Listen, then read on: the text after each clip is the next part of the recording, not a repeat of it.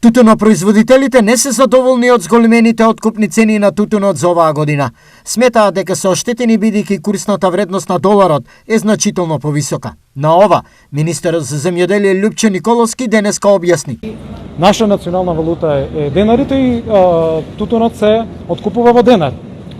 И извозот секако дека ако земете девизниот прилив е 140 милиони евра девизен прилив, а кој што пред неколку години беше и под 100 милиони евра. За премиерот Ковачевски, новите откупни цени се реални и стимулативни. Годинава откупот на тутунот стартува со 30% повисока цена споредена со лани. Односно, откупната цена на килограм тутун е 261 денар, за разлика од лани кога беше 200 денари за килограм тутун. Ова се највисоки историски цени за откуп на тутун во последните 10 години. Дали ова ќе ги задоволи тутунарите е нејасно, но за сега најави за евентуално блокирање на откупот нема. Годинава се очекува извоз од 140 милиони долари, а со оваа дејност во државата се занимаваат околу 20.000 семејства.